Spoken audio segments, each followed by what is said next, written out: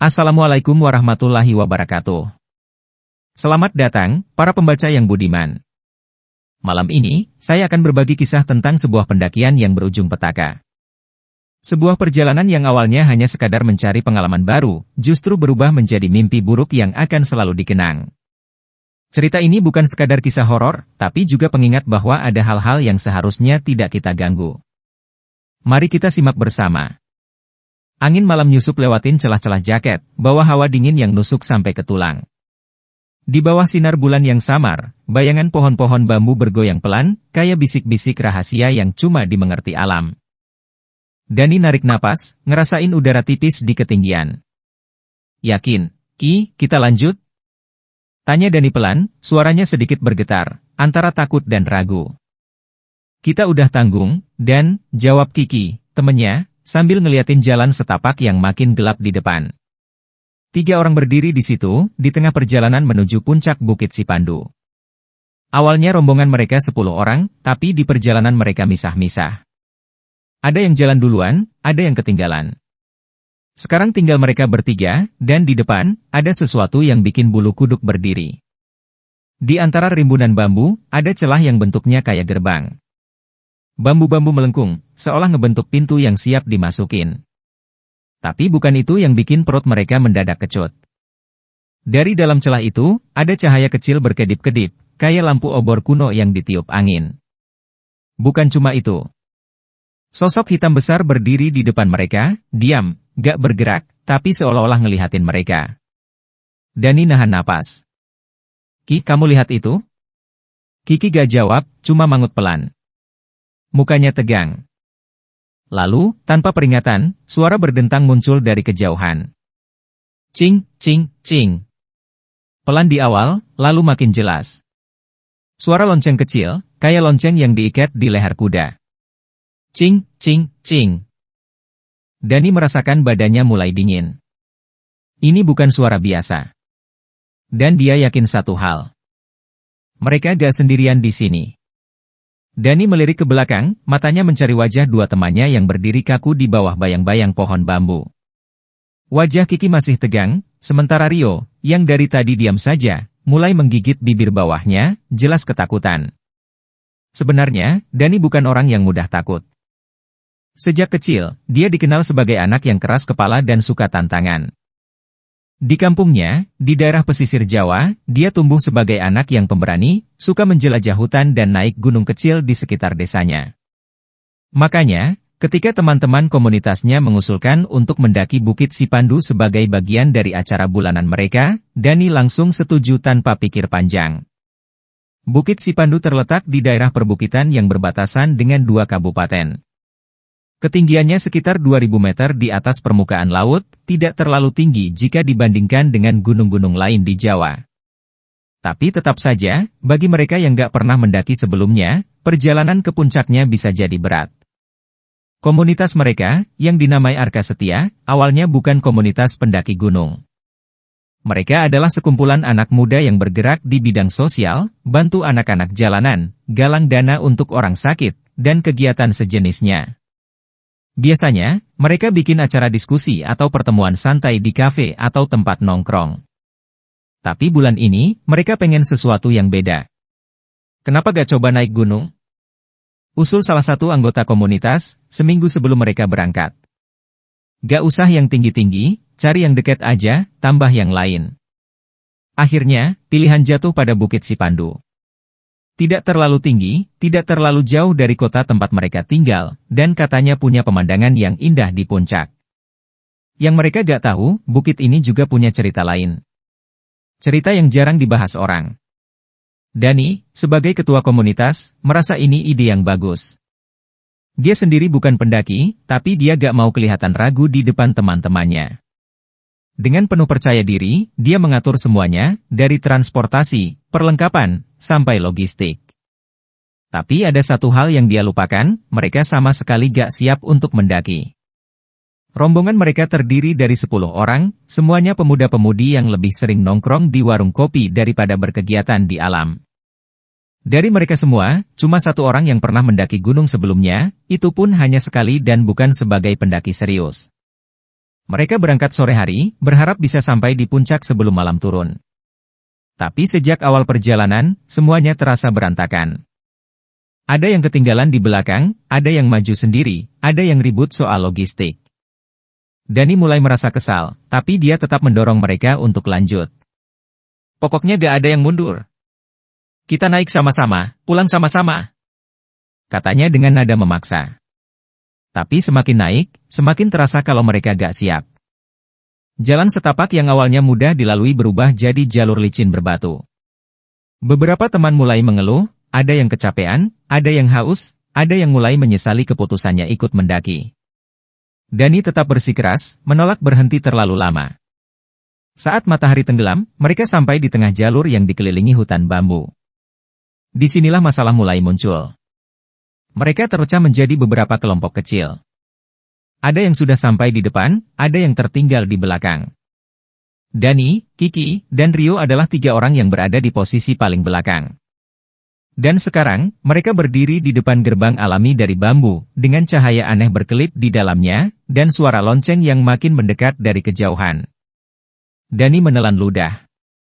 Mungkin, untuk pertama kalinya dalam hidupnya, dia merasa benar-benar tidak tahu harus berbuat apa. Sebelum lanjut, jangan lupa subscribe agar tidak ketinggalan cerita menarik lainnya. Suara lonceng itu semakin mendekat. Cing, cing, cing.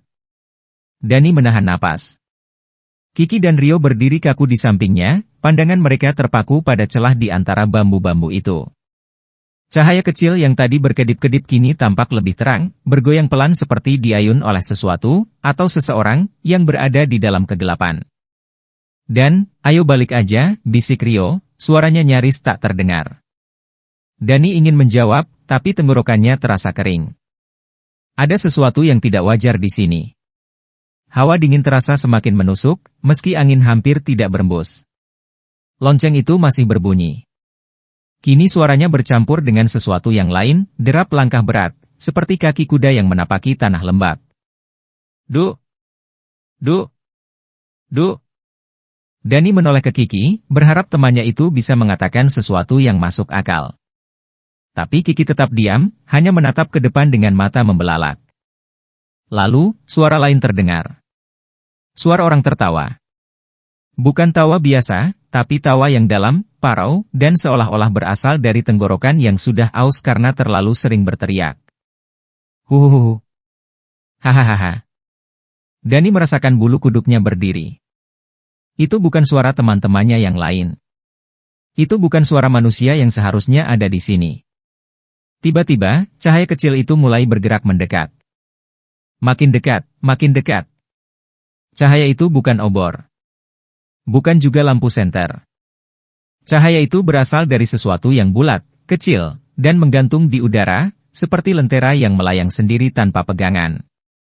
Dan di belakang cahaya itu, perlahan-lahan, muncul sosok hitam besar yang tadi mereka lihat dari jauh. Dani bisa merasakan tubuhnya mulai gemetar, tapi dia tetap berdiri di tempat. Kiki dan Rio juga tak bergerak. Sosok itu semakin jelas. Tingginya lebih dari 2 meter, tubuhnya dibalut jubah hitam yang menjuntai hingga ke tanah. Wajahnya tidak terlihat, hanya ada bayangan pekat di balik tudung hitamnya.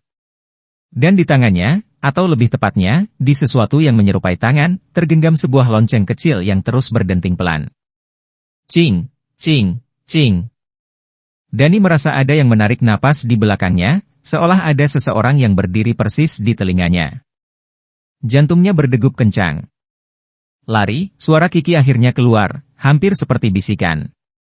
Tapi sebelum mereka sempat bergerak, sosok itu mengangkat tangannya, dan lonceng kecil itu berhenti berbunyi. Hening. Lalu, dalam satu kedipan mata, semua berubah.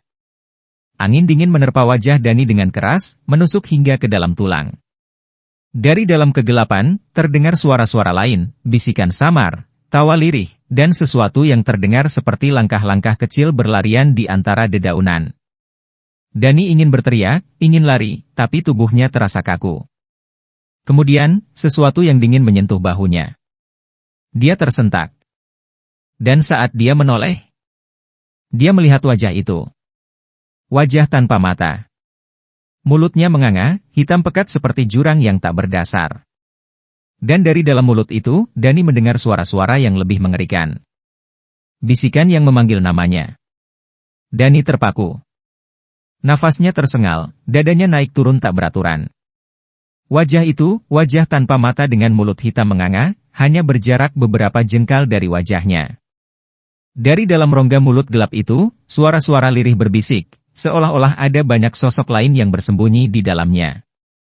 Dani. Bisikan itu melengking, bergema di telinganya seperti suara dari dunia lain. Tubuh Dani gemetar hebat. Lututnya melemas. Kemudian, angin bertiup kencang, menerpa pepohonan bambu di sekeliling mereka.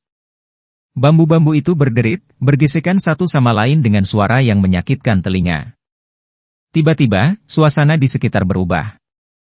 Cahaya bulan yang tadi masih tampak samar kini lenyap, digantikan oleh kegelapan pekat. Rio menjerit. Dan lari. Seolah terlepas dari hipnosis mengerikan, Dani tersentak dan langsung berbalik. Dia menarik lengan Kiki dan Rio, memaksa mereka berlari menjauh dari sosok mengerikan itu. Tapi belum sempat mereka bergerak lebih jauh, kaki Dani tersandung sesuatu. Bruk! Dia jatuh tersungkur ke tanah yang dingin dan lembab. Tangannya meraba-raba mencari pegangan, tetapi yang dia rasakan justru sesuatu yang aneh, seperti akar pohon yang bergerak sendiri, melilit di jari-jarinya. Dengan panik, dia menoleh ke bawah dan matanya membelalak. Tanah di bawahnya bergeliat. Seolah-olah ada sesuatu yang hidup di dalamnya, sesuatu yang mencoba merangkak keluar. Aarg! Dani menjerit dan menendang akar-akar itu, lalu buru-buru bangkit. Kiki dan Rio yang sudah lebih dulu berlari berhenti dan menoleh ke arahnya. Cepetan, Dan! Tanpa pikir panjang, Dani berlari menyusul mereka. Mereka berlari melewati jalan setapak yang semakin gelap, tubuh mereka dihantam ranting-ranting yang mencambuk seperti tangan-tangan tak terlihat yang mencoba menahan mereka. Tapi keanehan tidak berhenti di situ. Di depan mereka, samar-samar terlihat bayangan manusia berdiri di tengah jalan. Dani memperlambat langkahnya. Siapa itu? Rio tersentak. Bukan teman kita, kan? Mereka semua berhenti. Cahaya dari senter ponsel Rio bergetar, dan ketika sorotan itu mengenai sosok di depan mereka, jantung Dani nyaris berhenti. Orang itu berdiri membelakangi mereka. Tingginya lebih dari manusia biasa, tubuhnya kurus kering seperti ranting-ranting kering yang hampir patah. Pakaiannya compang-camping, dan rambutnya panjang menjuntai, menutupi seluruh wajahnya. Kita balik aja, bisik Kiki. Tapi sebelum mereka sempat berbalik, sosok itu tiba-tiba bergerak. Tubuhnya menegang, kemudian dengan gerakan aneh dan tersentak-sentak, dia menoleh ke belakang. Bukan memutar badannya, tidak. Kepalanya berputar 180 derajat. Retak. Suara tulang patah terdengar jelas. Dani dan teman-temannya menahan napas. Lalu, perlahan-lahan, mulut sosok itu terbuka, semakin lebar, lebih lebar lagi, hingga hampir mencapai telinganya. Dan dari dalam mulut itu, sesuatu keluar. Tangan. Tangan kurus panjang merayap keluar dari mulutnya, seolah-olah ada makhluk lain yang mencoba keluar dari tubuhnya. Dani tak bisa berpikir lagi. Lari. Mereka langsung berbalik dan berlari secepat yang mereka bisa, meninggalkan sosok mengerikan itu di belakang. Tapi hutan di sekitar mereka terasa semakin gelap. Seolah-olah mereka berlari masuk ke dalam kegelapan yang lebih pekat. Lonceng itu berbunyi lagi. Cing, cing, cing. Dan suara langkah kaki kuda terdengar semakin mendekat. Cerita makin seru. Subscribe dulu supaya tetap update dengan kisah-kisah menarik lainnya. Lonceng itu semakin keras. Cing, cing, cing. Dani terus berlari. Nafasnya tersengal, dadanya seperti terbakar.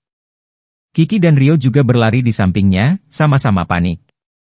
Di belakang mereka, suara derap kuda semakin jelas, berpadu dengan suara cekikikan menyeramkan yang bergema di antara pepohonan. Huhuhuhu. Hahaha. Langkah mereka terhenti tiba-tiba. Di depan, jalan yang seharusnya mengarah ke puncak bukit lenyap. Mereka berdiri di tepi jurang. Dani tersentak, nyaris kehilangan keseimbangan. Dia menoleh ke belakang, dan langsung menyesali keputusannya. Di sana, di antara pepohonan bambu yang melambai-lambai seperti tangan kurus yang menggapai, berdiri sosok tinggi berjubah hitam. Lonceng kecil tergantung di tangannya, bergoyang perlahan seiring gerakan tubuhnya yang nyaris tak tersentuh angin. Tapi yang membuat Dani benar-benar merasa ingin pingsan adalah sesuatu yang muncul di belakang sosok itu. Dari kegelapan, kepala-kepala bermunculan satu persatu. Puluhan. Ratusan. Mereka menggantung di antara pepohonan, mata kosong mereka menatap lurus ke arah Dani dan teman-temannya. Mulut mereka terbuka, menganga seperti mencoba berbicara, tapi tak ada suara yang keluar. Tiba-tiba, langkah kaki kuda terdengar begitu dekat. Dani menoleh. Di tengah kabut yang semakin menebal, bayangan hitam muncul, berlari menuju mereka dengan kecepatan yang mustahil. Seekor kuda. Tapi bukan kuda biasa. Tubuhnya sebesar kerbau, kulitnya hitam legam seolah terbuat dari bayangan pekat, dan matanya, dua lubang merah menyala yang menatap mereka tanpa belas kasihan. Dan di atasnya, duduk seorang penunggang. Penunggang itu mengenakan pakaian hitam yang robek-robek, dengan tudung yang menutupi wajahnya. Tapi Dani bisa melihat sesuatu dari balik kegelapan itu. Sebuah tengkorak. Tulang belulang yang masih melekat pada daging busuk. Senyuman kaku yang terbentuk dari deretan gigi kuning yang mencuat di antara bibir yang membusuk. Sosok itu mengangkat tangannya. Lonceng kecil di jari-jarinya bergetar, mengeluarkan suara terakhirnya. Cing, cing. Lalu, semuanya hening. Dani merasa tubuhnya membeku. Dunia di sekitarnya terasa seperti berhenti berputar. Hanya ada dia, Kiki, Rio, dan makhluk-makhluk itu. Kuda hitam itu berhenti beberapa langkah dari mereka. Penunggangnya menundukkan kepala, seolah mengamati mangsanya. Lalu, mulutnya terbuka. Bukan tempatmu di sini. Suara itu bukan suara manusia. Dalamnya seperti berasal dari dasar sumur tua, bergema dan menusuk hingga ke tulang. Dani tidak bisa bergerak. Dia ingin lari, tapi tubuhnya terasa berat. Penunggang itu mengangkat tangannya lagi. Kali ini, bukan lonceng yang dibunyikan. Dari ujung jarinya yang kurus, sesuatu mulai merayap keluar, asap hitam pekat yang menggeliat seperti ular, merambat di udara, menuju Dani. Rio menjerit. Dan, ayo lompat! Dani tersentak. Dia menoleh ke Kiki, yang wajahnya penuh ketakutan, tapi matanya menunjukkan tekad yang sama. Tidak ada jalan lain. Di belakang mereka, sosok-sosok tanpa wajah sudah mulai bergerak. Dari mulut-mulut kosong itu, suara-suara serak mulai muncul, seperti bisikan dari dunia yang sudah lama mati. Dani menarik napas. Hitung sampai 3. Kiki dan Rio menggenggam tangannya erat. 1. Kuda hitam itu meringkik keras, tubuhnya bergerak maju, siap menerjang. 2. Penunggang itu mengangkat kedua tangannya, dan bayangan pekat mulai menyelimuti mereka. 3. Mereka bertiga melompat. Terjun ke dalam kegelapan. Dani merasakan angin kencang menampar wajahnya. Tubuhnya terjun bebas ke dalam jurang yang gelap pekat, bersama Kiki dan Rio yang berteriak di kedua sisinya. Jantungnya serasa melompat ke tenggorokan, dan dalam sepersekian detik sebelum tubuhnya menghantam tanah, dia sempat berpikir, apakah ini akhirnya? Bruk! Tubuhnya jatuh ke tanah yang tidak terlalu keras. Tidak ada batu tajam, tidak ada akar-akar yang menusuk kulitnya. Hanya tanah lembut dan dedaunan basah yang menyerap sebagian besar hentakan tubuhnya. Dani terbatuk, dadanya nyeri karena benturan. Kiki! Rio! Suaranya serak, matanya mencoba menyesuaikan diri dengan kegelapan. Aku di sini, suara Rio terdengar tidak jauh. Kayaknya aku jatuh di semak-semak, sahut Kiki, suaranya lemah. Mereka bertiga tergeletak di tanah, tubuh lelah dan kesakitan, tapi masih bernapas. Dani mencoba bangkit perlahan, kakinya gemetar. Dia mendongak ke atas, tebing curam menjulang di belakang mereka, samar-samar diterangi cahaya bulan yang kembali muncul dari balik kabut. Tidak ada suara lonceng. Tidak ada suara derap kuda. Tidak ada suara tawa mengerikan yang tadi menggema di hutan. Mereka masih hidup. Dani menarik napas dalam-dalam. Kita harus keluar dari sini. Rio dan Kiki mengangguk, lalu perlahan berdiri meski tubuh mereka masih terasa sakit akibat jatuh tadi. Mereka mulai berjalan, menelusuri jalur sempit di antara pepohonan lebat. Suasana sunyi. Tidak ada suara binatang malam, tidak ada angin yang berhembus. Seolah-olah seluruh hutan ini menahan napas, mengawasi mereka. Beberapa menit berlalu tanpa insiden. Tapi semakin mereka berjalan, Dani mulai menyadari sesuatu yang aneh. Perasaan tadi kita jatuh ke jurang, kan? Tanyanya pelan. Kiki mengangguk. Iya. Terus kenapa kita bisa nemu jalan setapak di sini? Mereka berhenti. Rio menelan ludah, matanya gelisah. Dani melihat sekeliling. Jalan yang mereka lalui sekarang terlihat lebih jelas, seperti jalur pendaki yang biasa dilewati. Tanahnya lebih padat, tidak ada akar-akar besar yang menghalangi, dan anehnya, mereka merasa seperti pernah melewati jalan ini sebelumnya.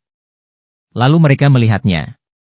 Sebuah batu besar di pinggir jalur, tertutup lumut dan sedikit bekas coretan cat. Dani menahan napas. Itu batu yang tadi mereka lewati saat naik. Kita balik ke jalur awal, bisik Rio. Tidak ada yang berbicara setelah itu. Mereka hanya saling pandang dengan tatapan ngeri, sebelum tanpa sadar mempercepat langkah. Mereka berjalan semakin cepat, hampir berlari, mengikuti jalur yang terasa semakin familiar. Sampai akhirnya, di kejauhan, terlihat sesuatu yang membuat mereka hampir menangis lega. Pintu gerbang dari bambu. Gerbang alami yang mereka lewati sebelum semuanya berubah menjadi mimpi buruk. Mereka bertiga langsung berlari tanpa berpikir panjang. Begitu melewati celah bambu itu, udara terasa lebih ringan. Angin berhembus lembut, membawa aroma tanah basah yang seharusnya normal di hutan. Lalu, suara azan subuh terdengar dari kejauhan. Mereka berhenti. Dani melihat ke langit yang mulai memucat, tanda fajar akan segera datang. Kita selamat, bisik Kiki. Mereka tidak berkata apa-apa lagi. Hanya saling memandang, menyadari bahwa entah bagaimana, mereka berhasil keluar dari kengerian yang hampir menelan mereka. Dani menarik napas panjang, menoleh sekali lagi ke arah jalur yang baru saja mereka lewati. Tidak ada sosok hitam. Tidak ada kuda hitam. Tidak ada kepala-kepala menggantung di pepohonan. Tapi dia tahu, tempat itu masih ada. Dan apapun yang ada di dalamnya, belum benar-benar pergi. Klik tombol subscribe sekarang juga, biar nggak ketinggalan cerita-cerita seru berikutnya.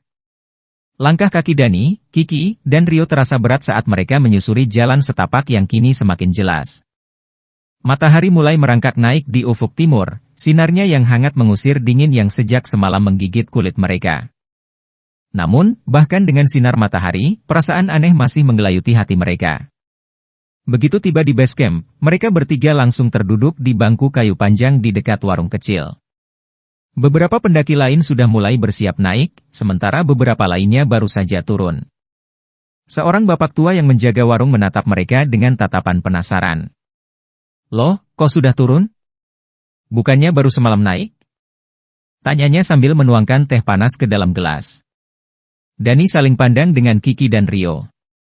Pak, tadi malam, ada pendaki lain yang naik nggak? Tanya Dani pelan. Bapak itu mengernyitkan dahi, lalu menggeleng pelan. Setahuku, cuma rombongan kalian yang naik kemarin sore. Biasanya kalau ada pendaki lain, pasti pamit dulu ke saya buat daftar di buku tamu. Tapi semalam, nggak ada siapa-siapa yang naik atau turun. Jantung Dani berdegup lebih kencang. Tapi, kami ketemu banyak pendaki di atas, kata Kiki, suaranya bergetar. Kami lihat tenda-tenda, bahkan ada yang pasang api unggun. Bapak itu terdiam sejenak sebelum akhirnya menghela napas panjang. Nah, kalian yakin yang kalian lihat itu pendaki? Tanyanya dengan nada yang membuat udara di sekitar mereka mendadak terasa lebih dingin. Tidak ada yang menjawab. Dani menunduk, pikirannya berputar. Apa yang mereka lihat semalam? Siapa sosok-sosok yang berada di puncak? Lalu, sosok berjubah hitam itu, kuda hitam, dan suara lonceng yang terus menggema di telinganya? Pak, Rio tiba-tiba bersuara. Bukit Sipandu ini, ada cerita apa sebenarnya? Bapak itu terdiam lama sebelum akhirnya duduk di sebelah mereka. Bukit itu memang sering didaki orang-orang, katanya, suaranya lebih pelan dari sebelumnya. Tapi nggak semua orang bisa pulang dengan selamat. Dani merasa tengkuknya meremang. Apa maksudnya, Pak? Bapak itu menghela napas. Dulu, ada seorang pendaki yang tersesat di sana. Dia mendaki sendirian, tapi malamnya, hujan turun deras dan kabut tebal menutupi jalur. Esok paginya, dia ditemukan di bawah jurang dengan tubuh remuk. Tapi anehnya, gak ada bekas jatuh di sekitar jurang. Seolah-olah dia bukan jatuh, tapi sengaja diletakkan di sana. Mereka bertiga terdiam, tidak berani mengucapkan sepatah kata pun. Sejak saat itu, beberapa pendaki melaporkan hal-hal aneh di atas sana. Ada yang melihat sosok hitam tinggi, ada yang mendengar suara lonceng, dan ada yang bilang bertemu pendaki lain, yang kalau diperhatikan, wajahnya kosong, tanpa mata. Jantung Dani mencelos. Ada satu hal lagi, bapak itu melanjutkan. Mereka yang kembali dari sana biasanya akan melihat sesuatu yang aneh saat pulang. Dani langsung merinding. Maksudnya? Bapak itu mengangkat bahunya. Entah itu bayangan, entah itu mimpi buruk, atau entah itu sesuatu yang mengawasi mereka dari kejauhan. Kiki menelan ludah. Jadi, kita sudah aman? Bapak itu tersenyum tipis, tapi bukan senyum menenangkan. Lebih seperti senyum seseorang yang tahu sesuatu yang tidak ingin diucapkan. Semoga saja. Dani menggenggam gelas tehnya erat-erat, mencoba menenangkan diri. Tapi di sudut hatinya, dia tahu petualangan mereka belum benar-benar berakhir. Dan di belakang mereka, di antara pepohonan, angin berhembus perlahan. Cing! Cing! Suara lonceng kecil bergema samar. Seolah-olah sesuatu, atau seseorang, masih mengawasi. Demikianlah kisah pendakian di Bukit Sipandu. Dani dan teman-temannya mungkin berhasil kembali, tapi apakah mereka benar-benar selamat? Tak semua yang tampak di gunung adalah manusia, dan tak semua perjalanan bisa dijelaskan dengan logika. Semoga kita semua belajar untuk lebih menghormati alam dan tidak berlaku seenaknya. Kalau mendaki, jangan hanya mempersiapkan fisik, tapi juga hati dan pikiran. Wassalamualaikum warahmatullahi wabarakatuh.